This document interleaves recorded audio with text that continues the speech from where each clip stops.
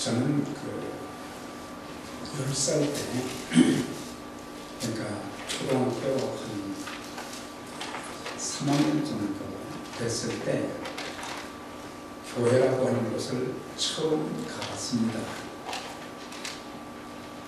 교회가 어떤 곳인지도 또 예수님이 어떤 분인지도 모르고 그냥 친구들이 가자고 하니까 따라갔었어요. 그때부터 시작해서 지금까지, 횟수는 얘기 안 하겠습니다만 지금까지 교회를 출석을 했어요. 변함없이 교회를 출석했는데, 제가 교회에 출석하여서 예수님을 만난 것은 제 인생의 최고의 축복이었습니다. 예배도 드리지만 목사님의 설교를 통해서 또 성경 공부를 통해서 예수님이 누구신지를 알게 되었습니다. 그분은 하나님이셨고 하나님의 아들이시면서 이 땅의 인류를 구원하시기 위해서 우리의 모든 허물과 죄를 대신하여 십자가에 고난받으시고 죽으시고 부활하시고 승천하신 그 주님. 그래서 예수님이 누구신가를 정확하게 알게 된 것은 10대 후반이었습니다. 주님이 어떠신 분인가를 알고 난 이후에 저는 더 이상 주저하지 않고 예수 그리스도를 저의 삶의 구세주와 주님으로 영접을 했습니다. 그때부터 함께 하신 주님은 수십 년이 지난 지금까지도 함께해 주셨고, 괴로울 때나 즐거울 때나 고통스럽고 절망스러운 그 환경 가운데서도 늘 나를 떠나지 아니하시고 내 삶을 아름답게 세심하게 도와주시고 인도해 주셨습니다. 특별히 제가 죄가 무엇인지를 정확히 몰랐습니다. 또 죄인들이 받을 형벌, 죄의 결과가 얼마나 무서운지도 몰랐었는데, 제가 교회 출석하면서 예수님 영접하고 나서 죄에 대해서 심각하게 깨닫게 되었고, 또 그 죄를 하나님 앞에 어떤 죄든지 회개하면 죄의 용서를 받고 하나님과의 바른 관계가 회복되어진다는 것을 알게 해 주셨으며, 또 저의 못된 성격이라든지 또 잘못된 삶의 습관이라든지 내 인생에 대한 전반적인 것을 변화시켜 주신 분이 바로 주님이셨습니다. 예수님을 만난 이후부터 지금까지 사는 동안, 특별히 하나님의 일꾼으로서의 부르심을 받아서 사는 동안, 어떤 때는 내가 어디로 가야 되지,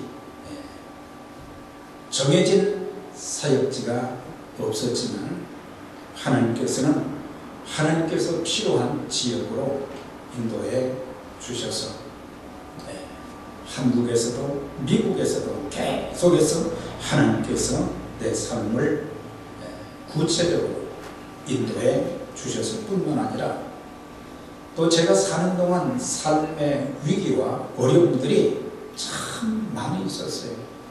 죽음의 위기도 있었고, 참 여러 가지 어려운 삶의 위기 가운데서도 하나님께서 구체적으로 보호해 주셨어요. 그래서 참 우리 주님은, 우리 하나님은 산성이 되시고 방패가 되시고 피난처가 되신다는 것을 구체적으로 알게 해 주셨습니다. 또한 살면서 굶어야 될 그런 상황이 될 때도 많이 있었어요. 그렇지만 하나님께서는 일용할 양식을 끊임없이 주셔서 그 숱한 세월을 지나고 또 하나님을 위해서 참 일하면서도 때를 따라서 필요한 모든 것을 공급해 주셨으며, 또한 필요할 때면 능력을 주셔서 그 모든 일을 능히 감당케도 해 주셨고, 때로는 눈물로 하나님 앞에 엎드려 기도하면 하나님께서 구체적으로 하나씩 응답 주시는 하나님을 수없이도 체험을 했습니다.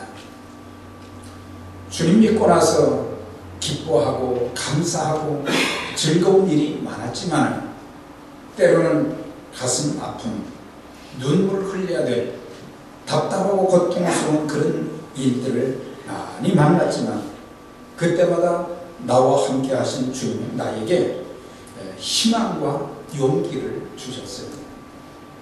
절망의 늪에 빠져서 다시는 일어날 수 없다, 그런 상황 가운데 있을 때 다시 주님께서 내 손을 붙들어 세워주셨어요.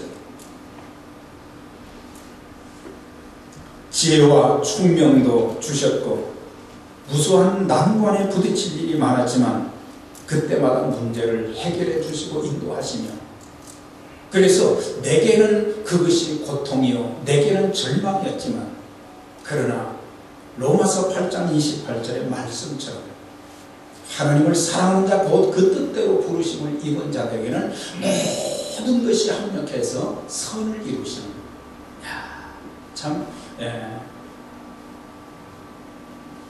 아름다운 하나님의 그 놀라운 손길을 체험했을 뿐만 아니라, 제가 인생을 어떻게 살아야 될지, 되는 대로 사는 것이 아니라 어떻게 사는 것이 바르게 사는 것인지를 주님이 알려주셨어요. 또 제가 사는 동안 무엇을 하면서 살아야 될지, 수많은 직업들이 있지만, 그러나 제 마음에 하나님의 부르심과 하나님께서 가장 기뻐하시고 원하시는 것이 무엇인지를 알게 해 주셔서 사역의 현장에 뛰어들게 하시고 지금까지 인도해 주신 그 주님을 체험하게 되었고, 그리고 언젠가 내가 죽는다 해도 내 육체가 땅에 묻혀서 썩어진다 할지라도 언젠가 주님이 이 땅에 오실 때에 영광 중에 우리 주님이 부르심으로 다시 살아나는, 부활하는 그런 역사도 있게 될 것. 또한 내가 살아있는 동안 우리 주님께서 이 땅에 재림하신다고 하면 그 순간 호련히 변화가 되어서 공중에서 주님을 만나게 될 것이고, 그리고 주와 함께 천국에서 영원히 사는 그런 축복을 누린다는 것을 주님이 알려주셨어요. 그래서 제가 만난 예수님은 이런 분이셨어요. 이런 분이셨어요. 여러분들은 어떤 예수님을 만나셨습니까? 예수님께서 이 땅에 오셔서 제자들을 부르시고 그들을 훈련을 시키시면서 제자들에게 3번씩이나 동일한 내용의 말씀을 해 주셨어요. 그것은 내가 예루살렘에 올라가게 돼서 거기서 종교 지도자들에게 고소를 당할 것이고, 또 불법 재판을 통해서 결국에 내가 채찍에 맞고 능력을 당하고 십자가에 못 박히고 죽게 될 것이다. 그러나 사흘 만에 다시 살아날 것이다.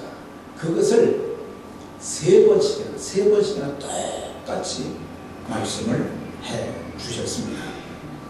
그런데 제자들은 그걸 몰랐어요. 그러니까 오늘날도 교회에 출석은 하지만 예수님이 누구신지를 모르는 분들, 예수님이 또 하나님께서 주신 말씀을 그렇게 숱하게 말씀을 하셨고 우리는 그 말씀을 들었지만 그 말씀의 의미가 무엇인지도 모르고 우리가 제자들처럼 깨닫지 못할 경우들이 얼마나 많습니다. 그래서 제자들이 그걸 몰랐어요. 예수님이 심각하게 3번씩이나 말씀하셨지만 우리가 신앙생활하면서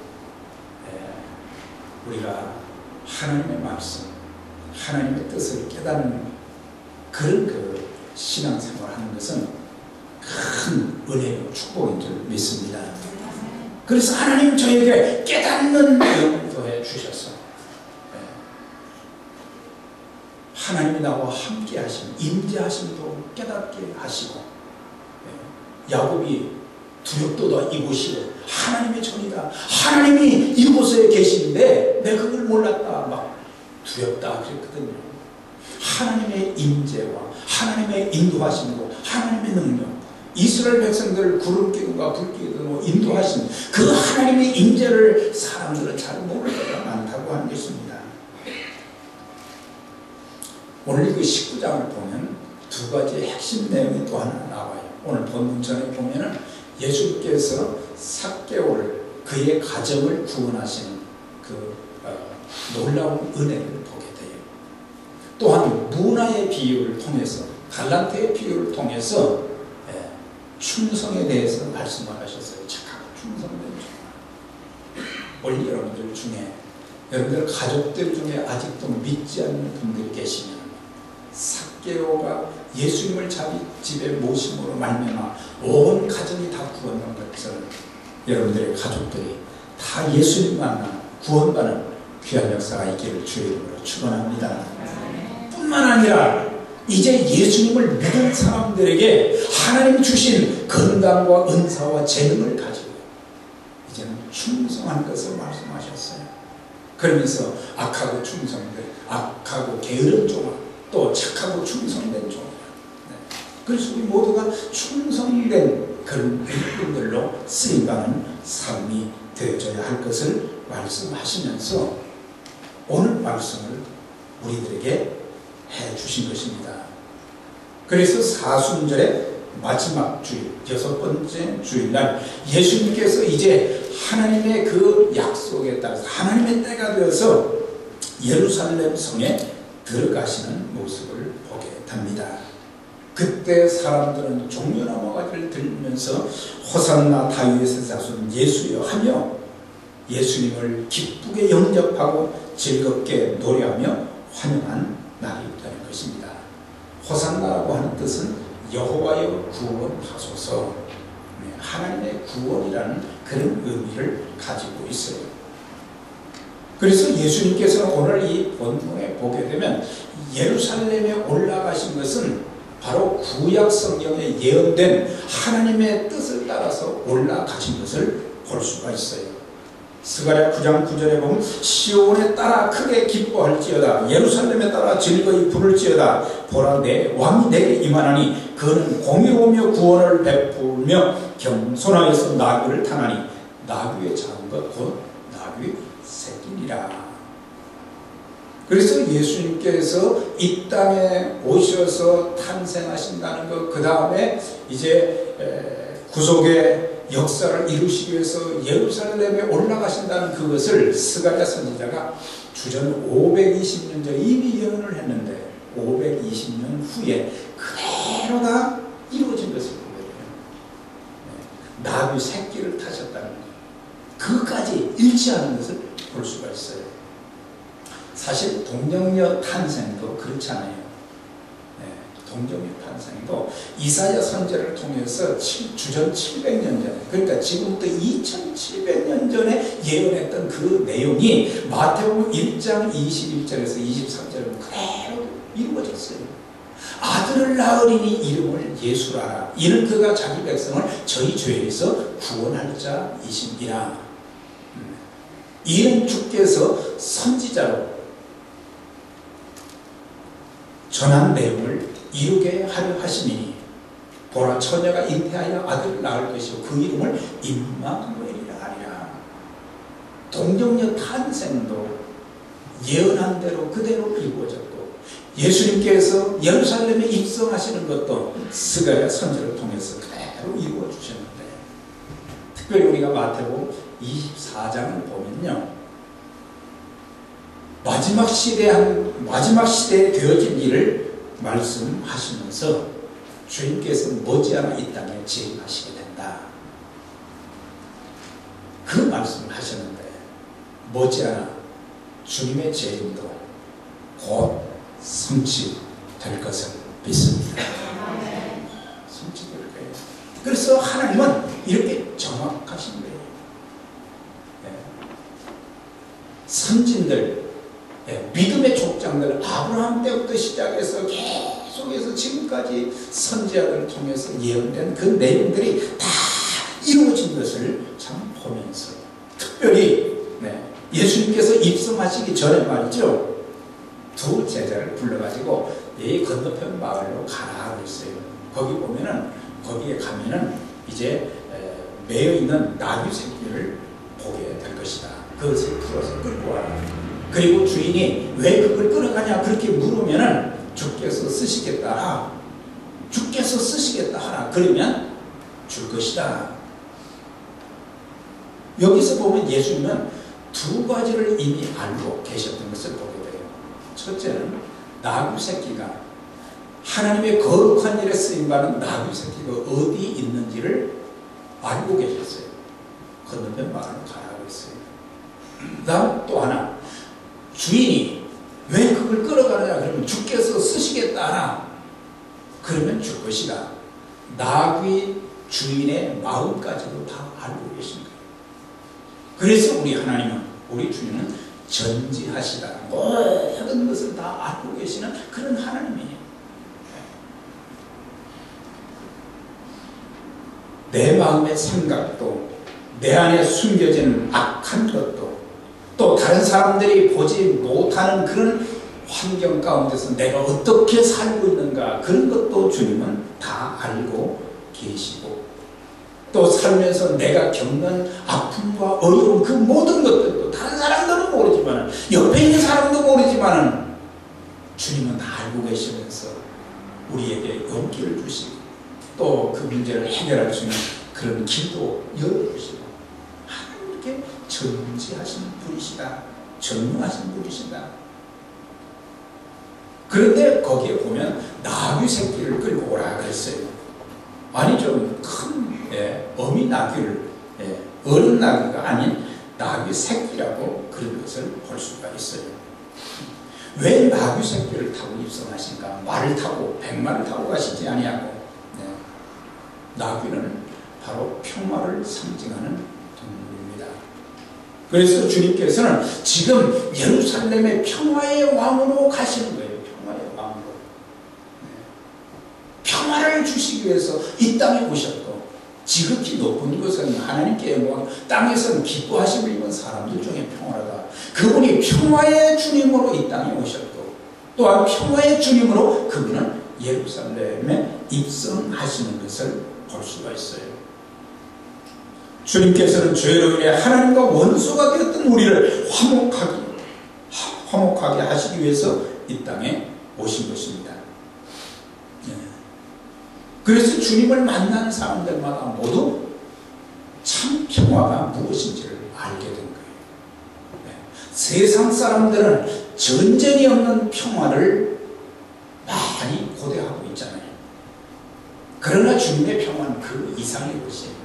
하나님과의 평화가 이루어지게 되면 사람들과의 평화도 이루어지고, 사람들과의 평화가 이루어지게 되면 이제 민족 간의 화평도 이루어지게 되고.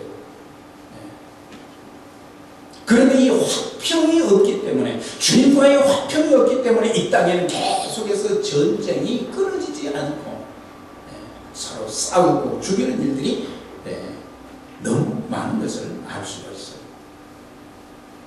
그리고 또 나귀를 탔다는 것을 통해서 우리가 깨달을 수 있는 것은, 우리 주님은 폭력을 아주 싫어하시는 분이시다. 평화를 참 기뻐하시는 분이시다. 로마 군인들이 무자비하게 끌고 갈 때도 말이죠, 채찍질을 할 때에도, 그리고 또 나중에 십자가에 말이죠, 잔인하게 못을 박을 때에도 우리 주님은 한 번도 폭력을 사용하신 일이 없다고 하는 것을 우리가 알 수가 있어요.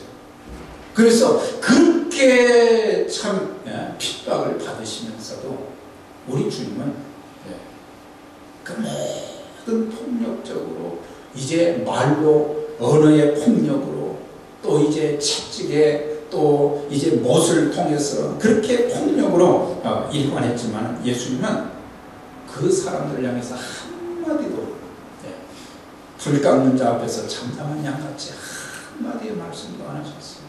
또 제자들이나 다른 사람들을 통해서 물리적으로 무엇을 행사하라고 한 적이 없으셨어요. 그래서 평화의 주님을 우리가 만난 사람들은 우리들도 폭력을 사용해서는 안 된다는 것이죠.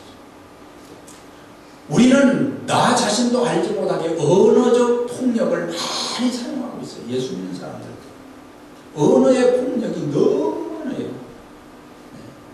오늘날 교회 안에서도 말이죠. 물리적인 폭력이 얼마나 지금 뉴욕 사회에 말이죠.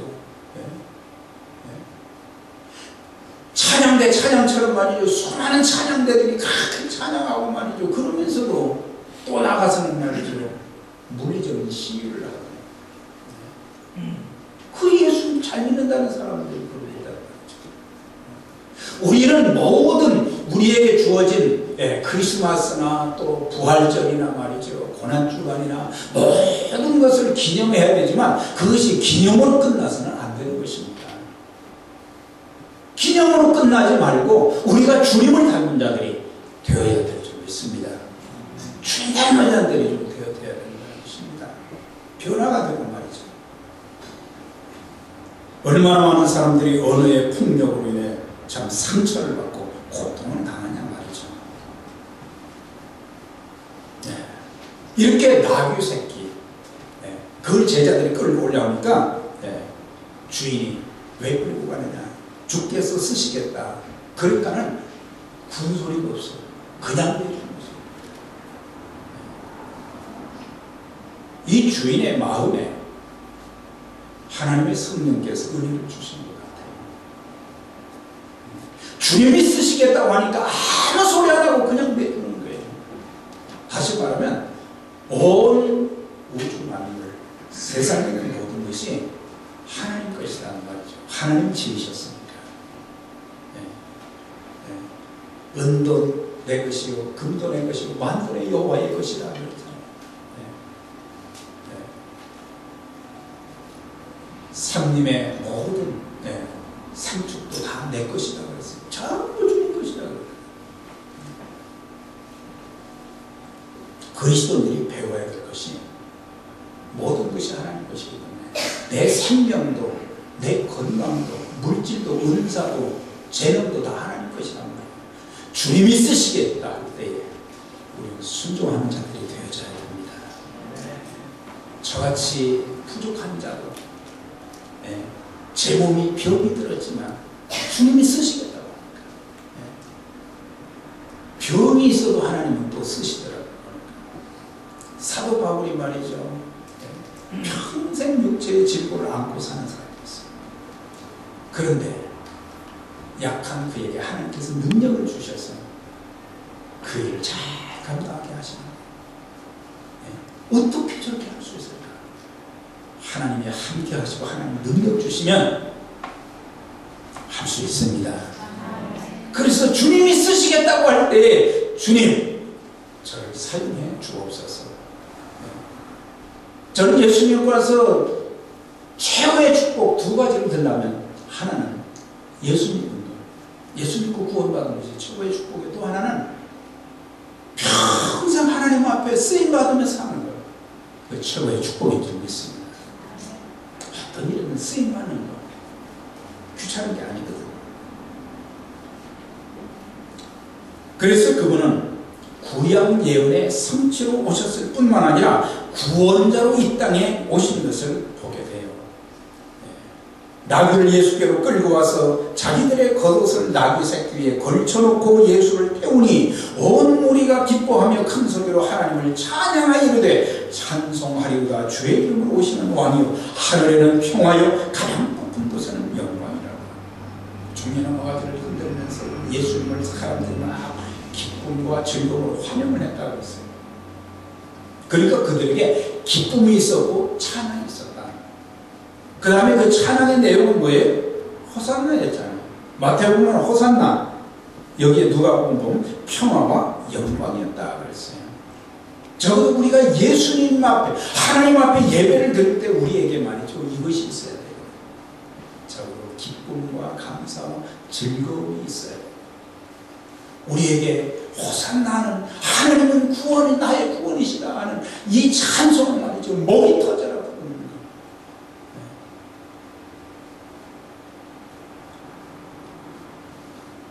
거. 호산나. 그래서 이스라엘 백성들은요, 바로 메시아를 오래도록 기다렸어요. 나중에는 말이죠, 오신 메시아를 알아보지 못하고 그들은 십자가에 못 박는 일까지 했습니다. 중요한 것은 메시아이신 주님을 알아보는 영적인 눈이 열려야 되는 것입니다. 영적인 눈이 열리고, 그리고 그분을 내 마음에 구세주와 주님으로, 내 인생의 삶 속의 주인으로 모시는 그런 삶이 되어져야 되는 것입니다. 그리고 우리는 이렇게 기도해야 될 것입니다. 왕이신 나의 하나님, 나를 죄악의 포로에서 해방시켜 주시옵소서. 마귀의 포로에서 해방시켜 주시옵소서. 물질의 포로에서, 질병의 포로에서, 잘못된 습관의 포로에서, 더 나아가서는 마약과 도박의 포로에서 건져주세요. 얼마나 많은 사람들이 아직도 이런 가운데서 고통당하고 있다는 것입니다.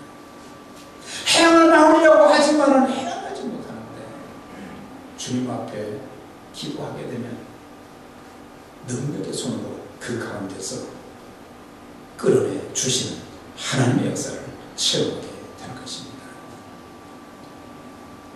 우리가 더 나아가서는 이 땅에 다시 오실 메시아이신 주님을 고대하면서 그걸 만날 준비를 해야 하는 거예요.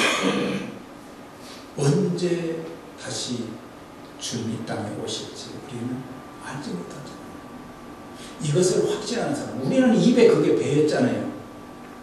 우리는 이 하나님의 말씀이, 우리의 그 신앙생활을 하는 것을 통해서 말이죠, 많이 들었기 때문에 이제 익숙해졌어요. 단어가. 구원이라는 단어도 익숙해졌어요. 회개라는 단어도 익숙해졌어요. 네. 그렇지만 그 단어는 익숙하지만 내 삶 속에 그런 구원의 역사가 없다고 하는 거예요. 내가 그렇게 많이 죄를 지었으면서도 그 죄를 깨닫지 못하고 회개하지 못하는, 그래서 회개라는 단어는 익숙하지만 우리에게 진정한 회개가 없다고 하는 것입니다. 사랑이라는 단어는 숱하게 우리는 알고 있어요. 그러나 조금만 나에게 말이죠, 이 불이익이 오게 되면 사랑이라는 단어는 어디 간 곳이 없어요. 우리는 단어에만 익숙해서는 안 됩니다. 단어만 익숙해서는 안 돼요. 그 주님이 곧 오시는 거예요. 그리스도께서 재림하신다. 그것도 다 아는 얘기예요. 그렇지만 주님의 재림을 맞이하기 위해서 내가 지금 어떻게 살고 있는가, 그건 참 중요한 것이거든요. 여러분들에게 주님 만날 준비 되셨습니까?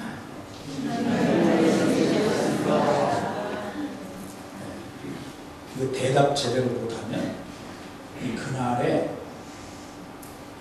우는 역사가 있어요. 땀을 치는 역사가 있단 말이죠. 주님 만나요.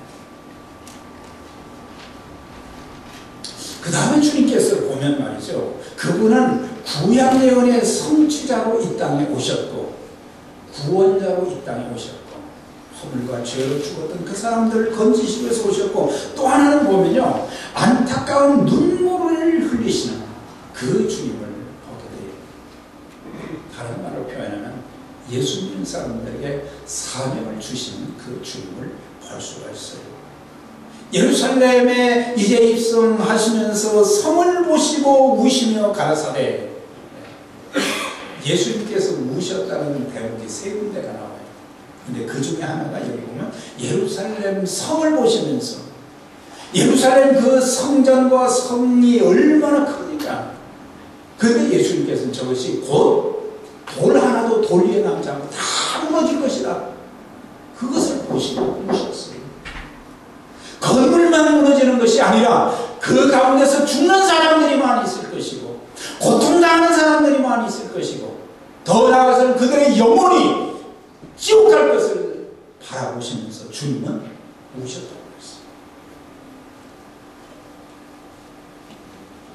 백성들은 지금 막 종려나무 가지를 흔들면서 환호성과 노래소리를 들으시고 종려나무 가지를 흔들면서 막 기뻐하고 즐거워하고 호산나 그렇게 말하고 있지만은 그러나 예수님께서는 성을 보시고 우셨다.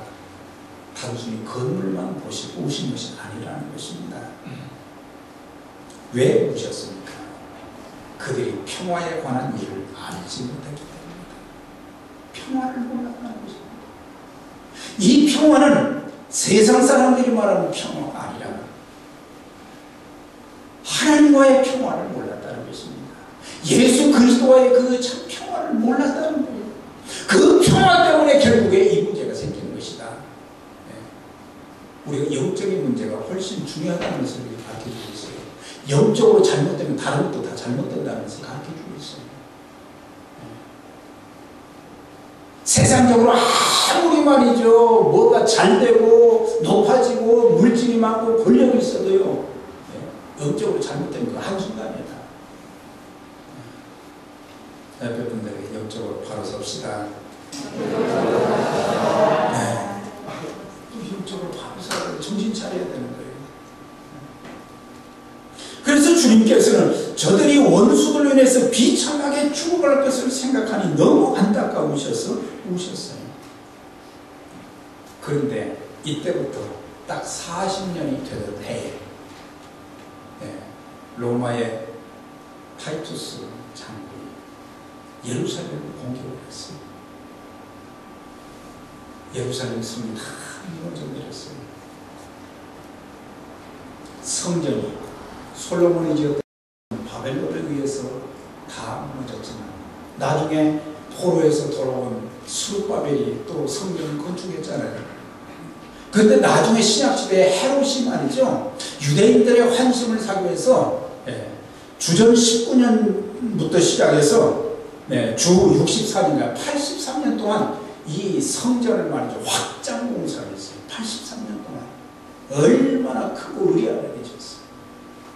그런데 그게 주 70년에 돌 하나도 돌 위에 남지 않고 다 파괴되고 무너져 버렸다는 사실입니다. 그날 이후로 이스라엘 백성들은 1948년 독립이 될 때까지 전 세계에 흩어져 살아야 했고 성전 자리는 지금 회교사원이 들어있고 지금도 무너져 남은 성벽을 붙잡고 통곡하며 1900년 이상 성전 회복을 위해서 지금까지도 기도하고 있다고 하는 것입니다. 우리도 믿지 않는 내 가족들을 생각하며 예수님께서 우셨던 것처럼 영적인 눈물이 우리에게 있어야 할 것입니다. 우리의 이웃들, 나아가 생명이 없는 종교만 붙들고 모든 것을 투자하고 있는 이들, 종교에 투자하는 이들이 얼마나 많습니까? 기독교라는 말은 사실은 어울리지 않는 말입니다. 예수는 생명입니다. 종교는 삶을 만든 것이지만 우리가 믿는 예수님은 나는 곧 길이요 진리요 생명이니 나로 말미암지 않고는 아버지께 올 자가 아무도 없다고 그랬거든요. 그래서 기독교라고 하는 말보다는 생명이라는 말이 더 맞은 거예요. 생명은 뭐예요? 사느냐 죽느냐가 바로 거기에 달려있는 거예요.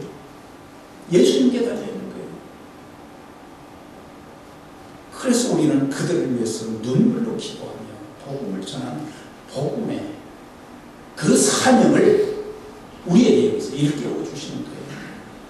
오늘 우리들 마음속에 그런 마음이 들기를 원하신다는 사실이에요. 지옥 갈 그 영혼들을 보면서도 우리 마음이 말이죠 그냥 아무렇지 않다고 하는 거잖아요. 하나님의 일을 하지 않아도 아무렇지 않다는 거잖아요. 그것이 회복되기를 주의 이름으로 축원합니다. 그게 회복되기를. 이게 회복되면 진정한 기쁨이 무엇인지, 진정한 감사가 무엇인지, 진정한 평화가 무엇인지, 진정으로 주님을 위해서 쓰임받는다는 것이 얼마나 큰 축복인지를 우리가 깨닫게 돼요. 헌신하게 되는 거거든요. 누가복음 16장에 보면 부자와 이제 나사로에 대한 비유가 나와요. 시간이 없으니까 다 생략하고, 그 부자는 이 땅에서 매일 잔치를 하면서 잘 살았지만 예수님을 믿지를 않았어요. 지옥 갔어요. 근데 지옥에 가서 두 가지를 아브라함에게 부탁을 하잖아요. 하나는 뭐예요? 아버지 아브라함이요, 나사로의 손가락에 물 한 번만 찍어서 내 혀에 대면 내 혀가 서늘하겠습니다. 얼마나 고통스러워요. 그러나 아브라함이 너희와 우리 사이에 큰 불언이 있어 오갈 수가 없다. 거절당했죠? 지옥 가서야 천국에 대한 것을 알게 된 거예요. 살아있을 때 예수 믿는다는 것이 이렇게 중요하다는 것을 알게 된 거예요. 또 하나, 아브라함이요, 우리 집에 보면 형제 5명이 있습니다. 우리 5명에게 나사로를 보내서 그들에게 전도를 해서 우리 5명의 형제들은 나와 같은 곳에 오지 않게 해달라고 부탁을 하잖아요. 그것도 거짓당했어요. 이 땅에는 모세와 같은 선지자들이 있지 않느냐, 그들의 말을 들으면 된다 이거예요. 죽은 뒤에는 아무리 부탁을 해도 안 되는 거잖아요. 살아있을 때, 살아있을 때 주님께서 우리 마음에 영혼을 품기를 원하시고, 복음을 전하기를 원하시고, 또 사람들을 이제 구원시키는 그런 일. 우리는 많은 사람만 생각하지만 한 영혼이 천하보다 더 귀하다고 하셨는데, 우리 그 영혼에 대한 관심이 시도를 적어요. 예배가 하나의 미사가 되어가고 있다는 사실이에요. 예배가 미사가 되었어요. 그냥 형식이에요, 형식. 사랑하는 여러분, 구약 예언의 성취로 오신 예수님, 구원자로 이 땅에 오신 예수님, 그 백성들의 멸망을 바라보며 안타까움에 눈물을 흘리신 그 예수님, 이제 그분을 아는 것으로 그치지 말고 내 마음에 구세주와 주님으로 모시는 것이 중요한 것입니다. 하나님의 자녀가 되고 죄사함을 받고 천국의 소망을 가지고 사는 그것이 최고의 축복이에요. 이스라엘 백성들이 예루살렘에 입성하시는 그 주님을 환영한 것처럼 주님 내 마음에 들어오시옵소서 환영해야 돼요. 그럼 주님이 만나 주실 것입니다. 주님 만나 주실 거예요.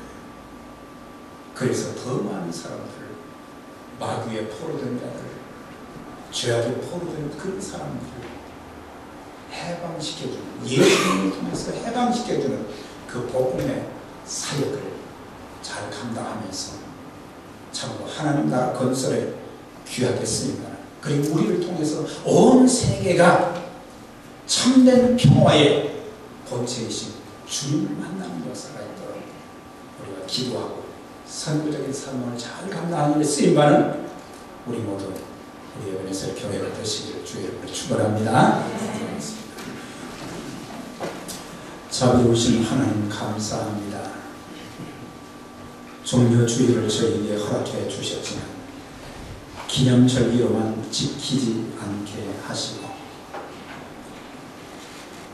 구약에 예언된 선지자들의 그 예언에 따라서 이 땅에 오신 주님, 그리고 허물과 죄로 마귀에게 고통받는 멸망할 자들을 위해서 구원자로 이 땅에 오신 주님, 그 주님을 만나게 하시고, 이제 잃어버린 영혼들, 지옥 갈 영혼들을 바라보면서 우리의 마음에 참으로 영혼의 안타까움이 있게 하시고, 우리 눈에 눈물이 있게 하여 주시고, 그래서 많은 영혼들이 우리를 통해서 구원받고, 우리 교회를 통해서 구원받고 하나님 나라가 아름답게 확장되는 역사가 있게 하여 주옵소서. 하나님 아버지, 이 시간 우리 이 예배당에 참석한 가족들 중에 아직도 주님을 영접하지 못한, 주님을 알지 못한 아직까지 그런 자가 있다면 이 시간 저들의 마음을 열어주셔서 예수님 모셔드리게 하여 주옵소서. 내가 주님을 구세주와 주님으로 내 마음속에 모셔드립니다. 이런 고백이 있게 하셔서 우리 모두 다 구원받고 언젠가 주님이 땅에 오실 때 모두가 들림마다 주와 함께 영원히 사는 하나님의 거룩한 백성들이 되게 하여 주옵소서. 예수의 이름으로 기도하옵나이다. 아멘.